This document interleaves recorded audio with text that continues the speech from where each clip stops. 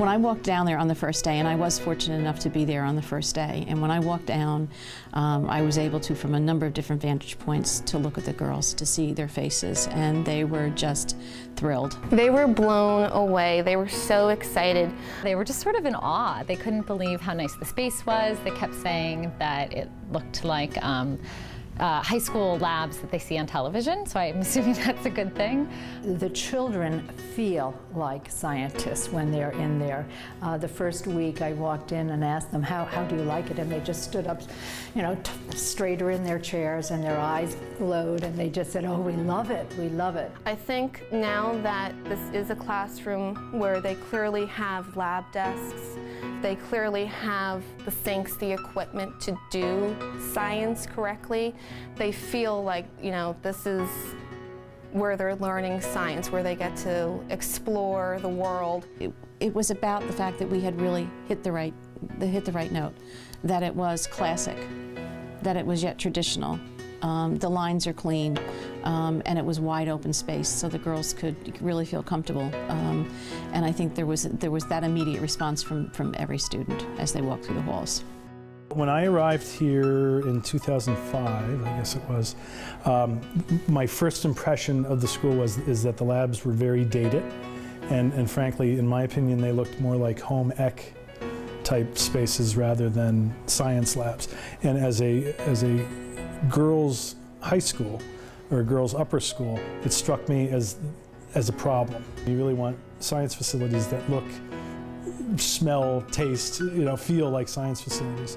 I'm delighted with how the spaces have turned out. I think the look is the right look. It's the look that we were trying to get. I like the dark wood look. I think it looks academic. I mean, it looks like a college rather than a high school.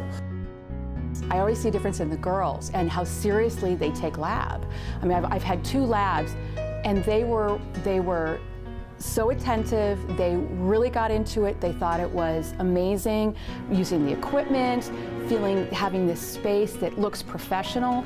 They were so much more interested in it and so much more in gear when they did the labs than I think they have been in a space that looked a little more haphazard and a little bit less professional. So I think I've seen a huge difference in them. Just the enthusiasm has been brought to a whole new level that, you know, they're coming in here, they're so excited, they want to get unpacked quickly, they get right onto task. They're excited to be in here. There are students engaged, and they're not sitting in desks, they're sitting at lab stations. So I think on even one level, the students feel like scientists because they're in a lab station. I mean, and how great is that they're able to do that? And they've got everything at their fingertips. So I went to a lot of the planning meetings, and I thought it was wonderful the way the architects really listened to what we had to say, and we have so much better of a lab for that because the labs are really geared towards the students and to the needs of the teachers. And so it's a much more open environment, which allows for more group work, more you know, exchanging of ideas and data and setups. We can really show chemistry in action, even if it's something relatively harmless. We can arrange for all of the students to see it, and we have it's a much friendlier, open atmosphere in terms of being able to show what chemistry is rather than just talk about what chemistry is. I think it's important for the school to provide the best possible academic facilities for the students that they serve. We're a Holy Child school, and one of the sayings of the foundress of the order, Cornelia Connolly, is one needs to meet the wants of the age. Now, she said this in the middle of the 19th century, so the wants of the age at that time are obviously quite different than today. But we need to meet the wants of the age. It's important to have traditions, but at the same time, it's imperative that we continually expose them to the larger world, and you have to be a little bit more modern to do that, so you can't stay in the past.